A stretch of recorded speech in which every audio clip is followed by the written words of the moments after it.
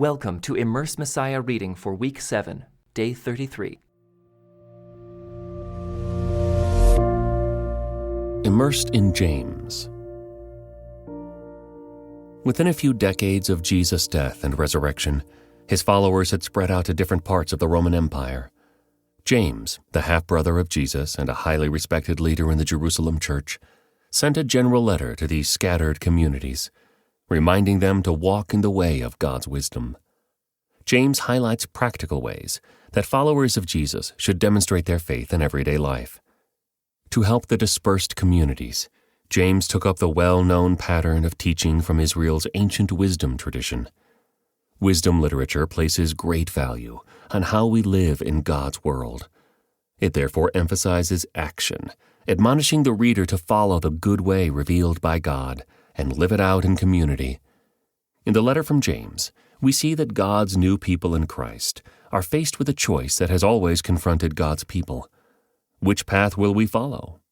One path leads to life and well-being, while the other leads to death and destruction. James challenges his scattered brothers and sisters to firmly embrace the path that leads to life.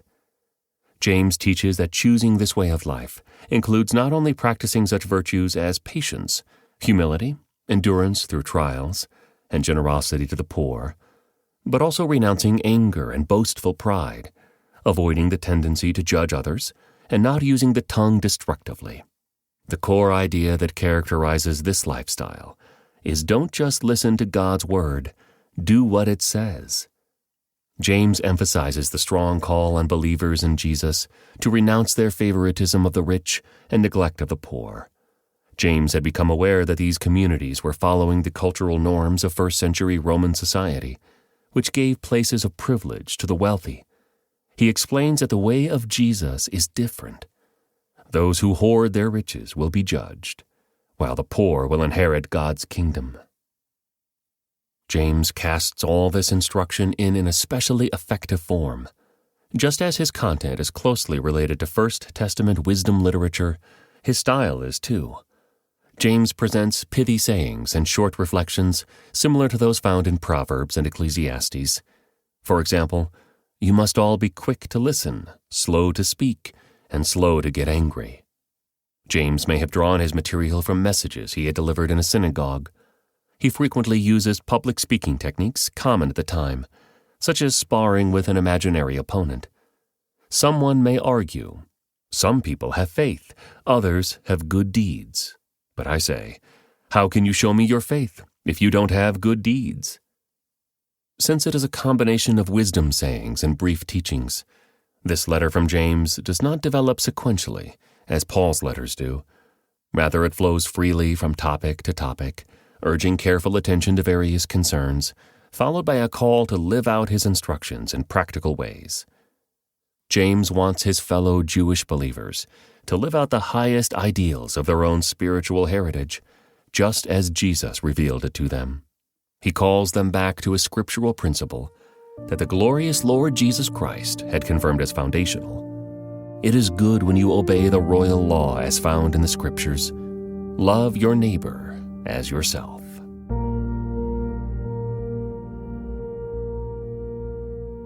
The Book of James. This letter is from James, a slave of God and of the Lord Jesus Christ.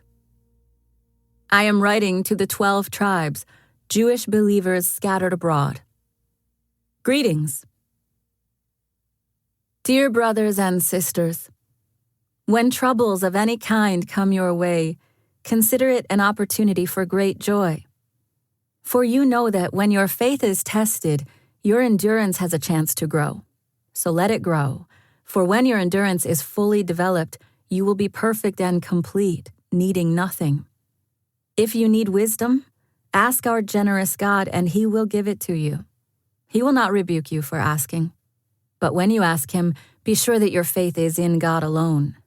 Do not waver, for a person with divided loyalty is as unsettled as a wave of the sea that is blown and tossed by the wind. Such people should not expect to receive anything from the Lord. Their loyalty is divided between God and the world, and they are unstable in everything they do. Believers who are poor have something to boast about, for God has honored them. And those who are rich should boast that God has humbled them. They will fade away like a little flower in the field. The hot sun rises, and the grass withers. The little flower droops and falls, and its beauty fades away. In the same way, the rich will fade away with all of their achievements. God blesses those who patiently endure testing and temptation. Afterward, they will receive the crown of life that God has promised to those who love Him. And remember, when you are being tempted, do not say, "God is tempting me." God is never tempted to do wrong, and He never tempts anyone else. Temptation comes from our own desires, which entice us and drag us away. These desires give birth to sinful actions, and when sin is allowed to grow, it gives birth to death. So don't be misled, my dear brothers and sisters. Whatever is good and perfect is a gift coming down to us from God our Father, who created all the lights in the heavens. He never changes or casts a shifting shadow. He chose to give birth to us by giving us His true word. And we, out of all creation, became His prized possession. Understand this, my dear brothers and sisters. You must all be quick to listen, slow to speak, and slow to get angry. Human anger does not produce the righteousness God desires. So get rid of all the filth and evil in your lives and humbly accept the word God has planted in your hearts, for it has the power to save your souls. But don't just listen to God's word. You must do what it says. Otherwise, you are only fooling yourselves. For if you listen to the word and don't obey, it is like glancing at your face in a mirror. You see yourself, walk away, and forget what you look like. But if you look carefully into the perfect law that sets you free, and if you do what it says and don't forget what you heard, then God will bless you for doing it. If you claim to be religious but don't control your tongue, you are fooling yourself and your religion is worthless. Pure and genuine religion in the sight of God the Father means caring for orphans and widows in their distress and refusing to let the world corrupt you. My dear brothers and sisters, how can you claim to have faith in our glorious Lord Jesus Christ if you favor some people over others? For example, suppose someone comes into your meeting dressed in fancy clothes and expensive jewelry, and another comes in who is poor and dressed in dirty clothes. If you give special attention and a good seat to the rich person, but you say to the poor one, "You can stand over there, or else sit on the floor."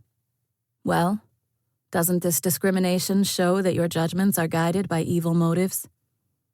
Listen to me, dear brothers and sisters. Hasn't God chosen the poor in this world to be rich in faith? Aren't they the ones who will inherit the kingdom He promised to those who love Him? But you dishonor the poor. Isn't it the rich who oppress you and drag you into court? Aren't they the ones who slander Jesus Christ, whose noble name you bear? Yes, indeed, it is good when you obey the royal law as found in the Scriptures. Love your neighbor as yourself. But if you favor some people over others, you are committing a sin. You are guilty of breaking the law. For the person who keeps all of the laws except one is as guilty as a person who has broken all of God's laws. For the same God who said, "You must not commit adultery," also said, "You must not murder." So if you murder someone but do not commit adultery, you have still broken the law. So whatever you say or whatever you do, remember that you will be judged by the law that sets you free. There will be no mercy for those who have not shown mercy to others. But if you have been merciful, God will be merciful when He judges you. What good is it, dear brothers and sisters, if you say you have faith but don't show it by your actions? Can that kind of faith save anyone? Suppose you see a brother or sister who has no food or clothing, and you say, "Goodbye and have a good day, stay warm and eat well," but then you don't give that person any food or clothing. What good does that do? So you see, faith by itself isn't enough. Unless it produces good deeds, it is dead and useless. Now, someone may argue, some people have faith, others have good deeds. But I say, how can you show me your faith if you don't have good deeds? I will show you my faith by my good deeds. You say you have faith, for you believe that there is one God. Good for you. Even the demons believe this, and they tremble in terror. How foolish! Can't you see that faith without good deeds is useless? Don't you remember that our ancestor Abraham was shown to be right with God by his actions when he offered his son Isaac on the altar? You see, his faith and his actions worked together. His actions made his faith complete. And so it happened just as the scriptures say. Abraham believed God, and God counted him as righteous because of his faith. He was even called the friend of God. So you see, we are shown to be right with God by what we do, not by faith alone. Rahab the prostitute is another example. She was shown to be right with God by her actions when she hid those messengers and sent them safely away by a different road. Just as the body is dead without breath, so also faith is dead without good works. Dear brothers and sisters, not many of you should become teachers in the church, for we who teach will be judged more strictly. Indeed, we all make many mistakes. For if we could control our tongues, we would be perfect and could also control ourselves in every other way. We can make a large horse go wherever we want by means of a small bit in its mouth. And a small rudder makes a huge ship turn wherever the pilot chooses to go, even though the winds are strong. In the same way, the tongue is a small thing that makes grand speeches. But a tiny spark can set a great forest on fire, and among all the parts of the body, the tongue is a flame of fire. It is a whole world of wickedness, corrupting your entire body. It can set your whole life on fire, for it is set on fire by hell itself. People can tame all kinds of animals, birds, reptiles, and fish, but no one can tame the tongue. It is restless and evil, full of deadly poison. Sometimes it praises our Lord and Father, and sometimes it curses those who have been made in the image of God. And so blessing and cursing come pouring out of the same mouth. Surely, my brothers and sisters, this is not right. Does a spring of water bubble out with both fresh water and bitter water? Does a fig tree produce olives, or a grapevine produce figs? No. And you can't draw fresh water from a salty spring. If you are wise and understand God's ways, prove it by living an honorable life, doing good works with the humility that comes from wisdom. But if you are bitterly jealous and there is selfish ambition in your heart, don't cover up the truth with boasting and lying, for jealousy and selfishness are not God's kind of wisdom. Such things are earthly, unspiritual, and demonic. For wherever there is jealousy and selfish ambition, there you will find disorder and evil of every kind. But the wisdom from above is first of all pure. It is also peace-loving, gentle at all times, and willing to yield to others. It is full of mercy and the fruit of good deeds. It shows no favoritism and is always sincere. And those who are peacemakers will plant seeds of peace and reap a harvest of righteousness. What is causing the quarrels and fights among you? Don't they come from the evil desires at war within you? You want what you don't have, so you scheme and kill to get it. You are jealous of what others have, but you can't get it, so you fight and wage war to take it away from them. Yet you don't have what you want because you don't ask God for it. And even when you ask, you don't get it because your motives are all wrong. You want only what will give you pleasure. You adulterers! Don't you realize that friendship with the world makes you an enemy of God? I say it again. If you want to be a friend of the world, you make yourself an enemy of God. Do you think the scriptures have no meaning? They say that God is passionate, that the Spirit He has placed within us should be faithful to Him, and He gives grace generously. As the scriptures say, God opposes the proud but gives grace to the humble. So humble yourselves before God. Resist the devil and he will flee from you. Come close to God, and God will come close to you. Wash your hands, you sinners. Purify your hearts, for your loyalty is divided between God and the world. Let there be tears for what you have done. Let there be sorrow and deep grief. Let there be sadness instead of laughter and gloom instead of joy. Humble yourselves before the Lord, and He will lift you up in honor. Don't speak evil against each other, dear brothers and sisters. If you criticize and judge each other, then you are criticizing and judging God's law. But your job is to obey the law, not to judge whether it applies to you. God alone, who gave the law, is the judge. He alone has the power to save or to destroy. So what right do you have to judge your neighbor? Look here, you who say, "Today or tomorrow we are going to a certain town and will stay there a year. We will do business there and make a profit." How do you know what your life will be like tomorrow? Your life is like the morning fog. It's here a little while, then it's gone.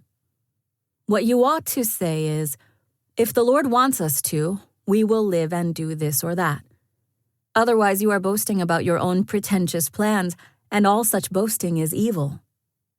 Remember, it is sin to know what you ought to do and then not do it.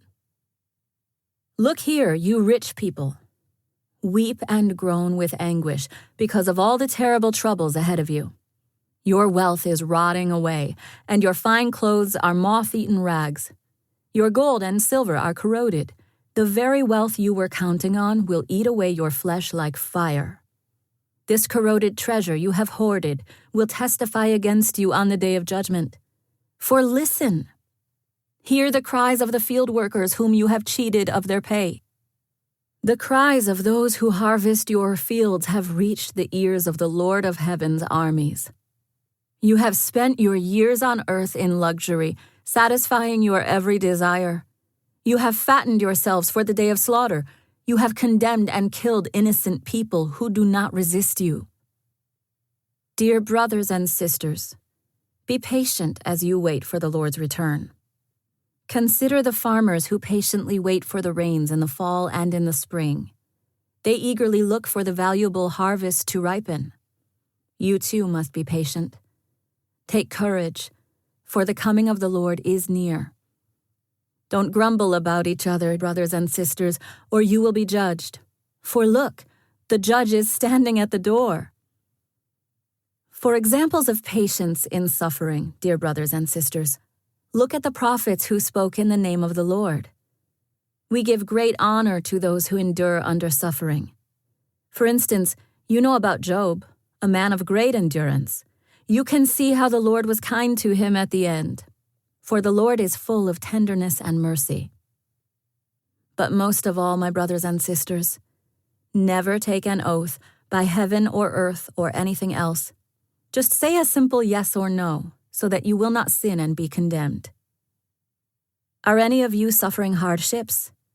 You should pray. Are any of you happy? You should sing praises. Are any of you sick?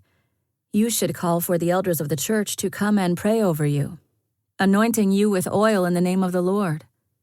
Such a prayer offered in faith will heal the sick, and the Lord will make you well. And if you have committed any sins, you will be forgiven. Confess your sins to each other and pray for each other so that you may be healed. The earnest prayer of a righteous person has great power and produces wonderful results.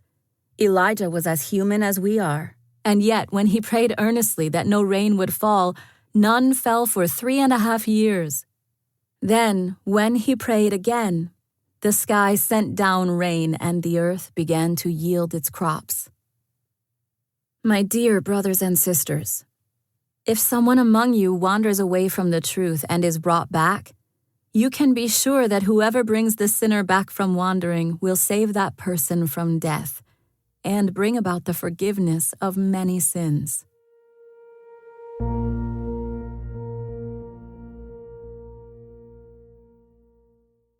This concludes today's Immerse reading experience. Thank you for joining us.